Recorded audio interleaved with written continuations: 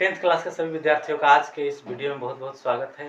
साथियों, मैं आप सभी के लिए सबसे पहले तो ये प्रमाण एक लेकर के आया हूँ। मेरे पास 2022 का जो है से क्वेश्चन पेपर है और 2022 के क्वेश्चन पेपर का मैं एनालिसिस कर रहा था और इससे हमने पाया कि 2022 में जो क्वेश्चन पूछे गए, हालांकि पिछले ईयर भी यही हाल है कि उसमें लगभग 20 से 22 क्वेश्चन जो है वो हम 9th क्लास के बुक से देख पा रहे हैं। ठीक है, वो भी ऑब्जेक्टिव में जो 100 क्वेश्चंस हमसे ऑब्जेक्टिव पूछी जा रही है, उस 100 क्वेश्चंस में से 20 से 22 क्वेश्चंस फ्रॉम 9th के, अर्थात 9th का अगर हम कंसेप्ट नहीं रखते हैं, प्राइमरी नॉलेज भी अगर नहीं रखते हैं, तो हम इन 22 क्वेश्चन में हाथ नहीं लगा पाएंगे, नहीं बना पाएंगे, गड़बड़ा जाएगा। ठीक है, इसलिए वहाँ से जरूर, या फिर ऐसे हो सकता है कि जो बच्चे जो है से कि अभी तक तैयार नहीं हैं, परीक्षा 2023 में है, 5 से 6 महीने शेष बचे हैं, वो कैसे करें? तो 9th वो पढ़ चुके हैं लेकिन किसी कारणवश वो अभी तक जो है से तैयार नहीं है, तो ऐसे में वो क्या करें? तो 9th पढ़ चुके हो तो मैं आपके लिए एक बताता हूँ। 9th पढ़ चुके हो अच्छे से, तो 9th में 20-22 क्वेश्चन आपका बन जाएगा। कुछ सब्जेक्टिव में भी आपको 10-15 नंबर का बनेगा, हम बताएंगे, आपको दिखा देंगे, है ना, आज के वीडियो में। लेकिन नहीं, आज हम केवल ऑब्जेक्टिव दिखा रहे हैं। फिर आपको मैं बता रहा हूँ कि ट्रिगोनमेट्री, केवल ट्रिगोनमेट्री से 20 से 22 क्वेश्चन पूछे गए हैं, वो भी ऑब्जेक्टिव में पूछे गए हैं। ठीक है, और सबसे बड़ा चालाकी तो बोर्ड ने ये किया है कि सारे ट्रिगोनोमेट्री के क्वेश्चंस को लास्ट में डाला। अब बच्चा क्या करेगा? फर्स्ट से चलेगा, फर्स्ट से चलेगा कि मैं ये बना लूंगा, ये बना लूंगा, ये बना लूंगा, और वो क्वेश्चन को कहाँ डाल के रख दिया? लास्ट में। यानी कहने का मतलब ये है कि तुम ट्रिगोनोमेट्री देख ही नहीं पाओ, तब तक खत्म भी हो जाए, तुम 50 टिक्का मार के भाग जाओ, अंतिम में जाकर 70-75 नंबर क्वेश्चन नंबर पर दे दिया। ठीक है, तो मैं आपके लिए सबसे पहले तो एक प्लस पॉइंट ये लेकर के आया हूँ कि आप 9th पढ़े लेकिन 10th किसी कारणवश तक अभी तक रुके हुए हैं, स्टे हैं, या कोई इमरजेंसी हो गई है, आपने अभी तक 10th को कंप्लीट ही नहीं किया है, तो मैथ पास कैसे करोगे इसका मैं पूरी स्ट्रेटजी दूंगा। 20 से 22 क्वेश्चन आपके ही क्लास 9 से है, वो भी ऑब्जेक्टिव में है केवल, और केवल ट्रिगोनोमेट्री आप पढ़ लो, प्राइमरी लेवल के पढ़ लो, बहुत ज़्यादा उसमें 30 मार्क हाँ पढ़ने की जरूरत है, सिंपल लेवल के क्वेश्चंस को पढ़ लो और इसके बाद आप आसानी से 50 से ऊपर के नंबर ला सकते हो, इसकी मैं 100% गारंटी लेता हूँ। ठीक है, कैसे होगा वो हम दिखाएंगे। और अब तो मैं कंसिस्टेंट बेसिस पर, है ना, हर एक्सरसाइज को कर करके किस क्वेश्चंस को करना चाहिए, किस क्वेश्चन को नहीं करना चाहिए, इन सारी चीज़ों को बताऊंगा। चलिए, बहुत देर हो जाएगी बहुत सारी बातें बताने में, आपको मैं क्वेश्चन की ओर ले चलता हूं और देखता हूं हर क्वेश्चन से रिलेटेड मैं उसका एक्स्ट्रा क्वेश्चन बताऊंगा कि इससे क्या आ सकता है संभावित क्वेश्चन। जैसे पहला क्वेश्चन हमारा दिया गया है, क्या दिया गया है कि त्रिभुज के तीनों कोनों का योगफल कितना है।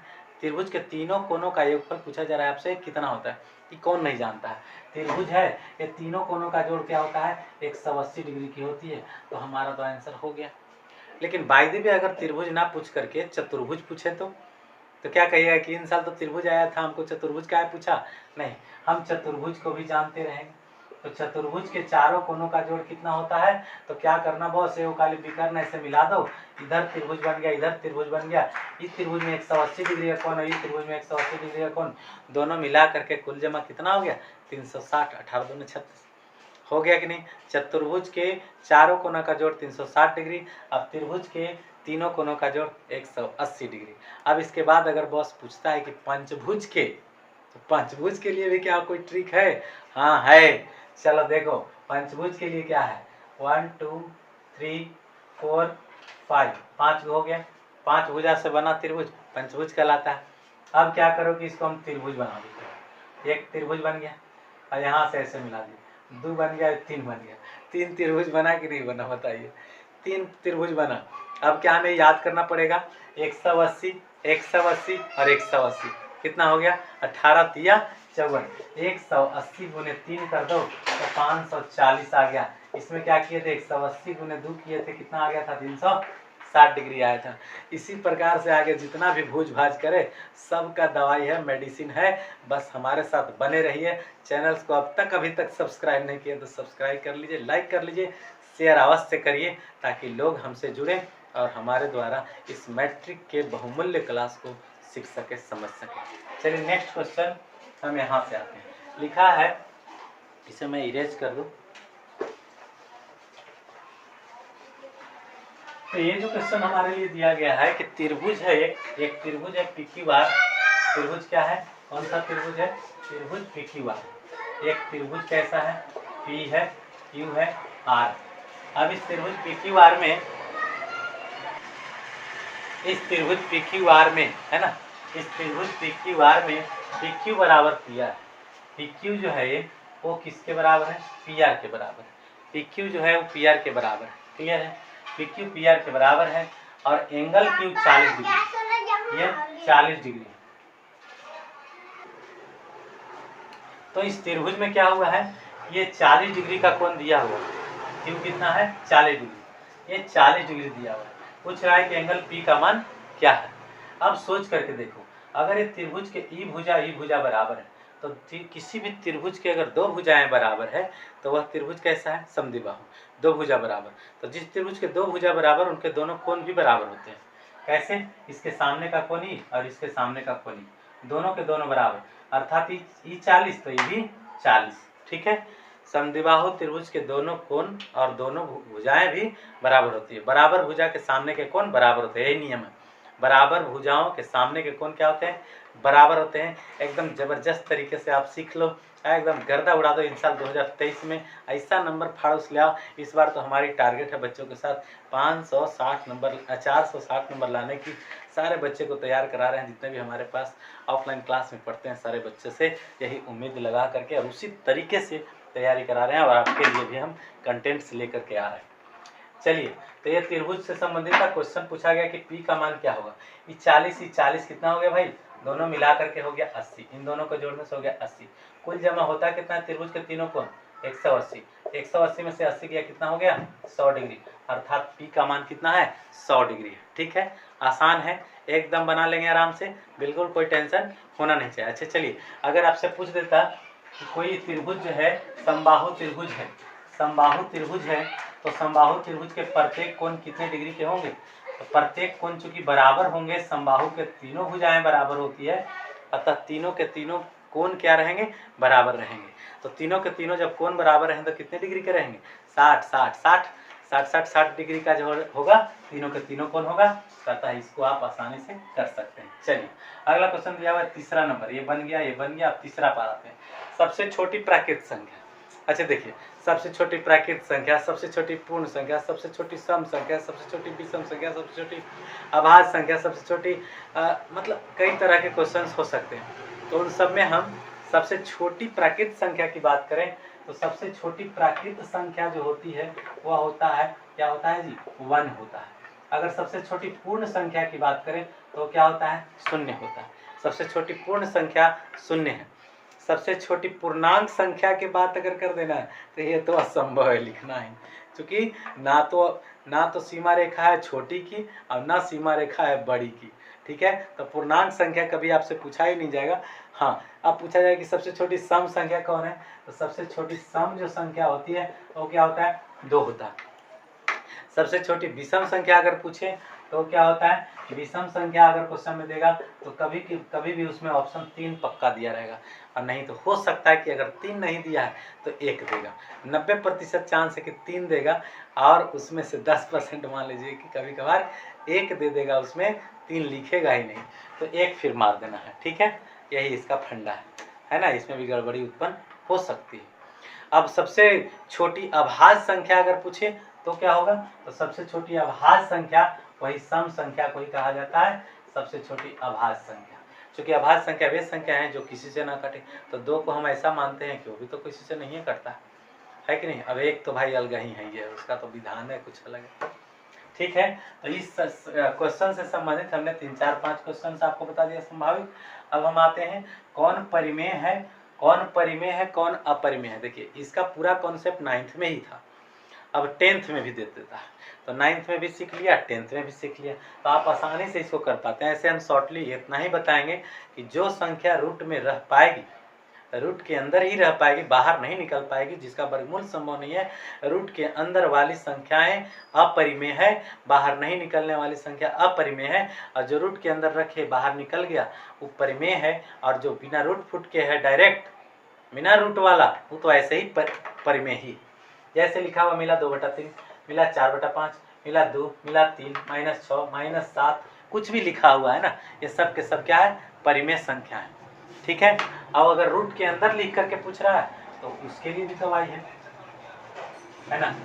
चलिए अब रूट के अंदर लिख करके कैसे पूछा जाता है सो दिखाते हैं। चलिए जो सवाल हम कर चुके उसको थोड़ा सा इरेज कर देते हैं, इसके बाद आपको बताता हूँ। चलिए देखेंगे। सी है कह रहा है कि सबसे हाँ परिमेय संख्या अपरिमेय संख्या, जैसे देखिए √25, तो √25 लिखा तो है √25, लेकिन ये अंदर रह पाएगा थोड़ी, ये तो बाहर निकल जाएगा, √25 का वर्गमूल हो जाता है। अब यही चीज़ देखिए √5 नहीं हो सकता, यानी क्या हो गया, अपरिमेय संख्या हो गया।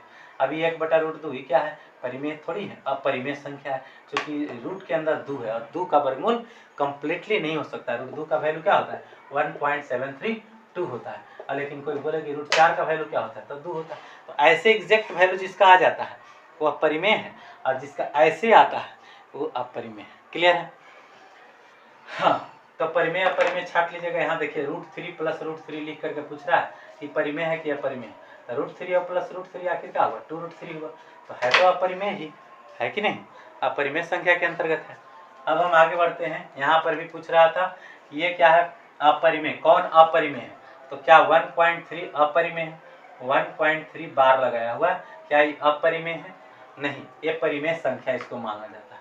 ठीक है। अपरिमेय आखिर इसका वैल्यू क्या होता है, 1.333333 ऐसे करके वैल्यू जाते रहता है।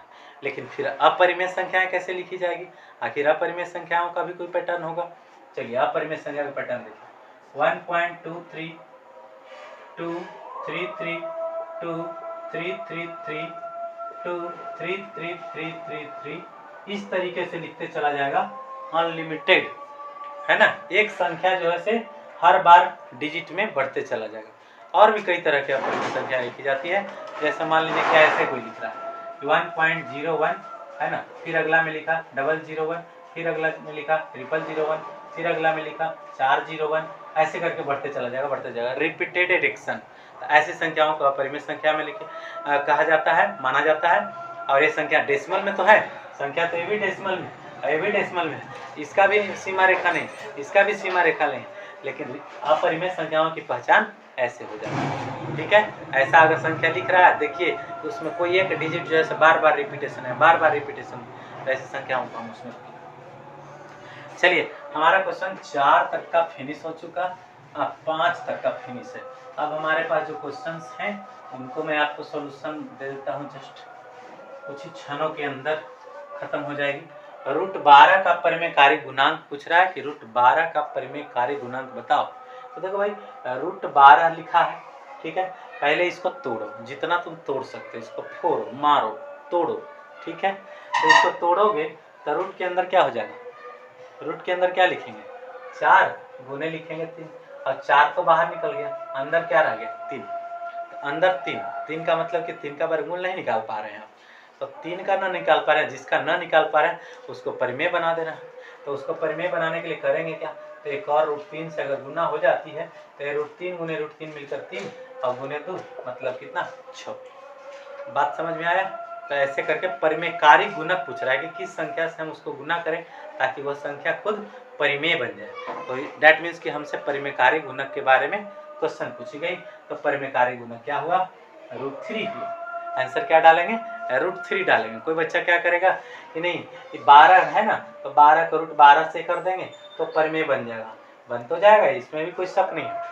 लेकिन सबसे पहले जितना टूट सकता है पहले तोड़ी जाती है, तोड़ने के बाद वह अभाज्य संख्या या वैसी संख्या बच जाएगी जिसका वर्गमूल निकलना ही संभव नहीं है, तब देखा जाता है कि उसको अब कैसे निकाला जाए।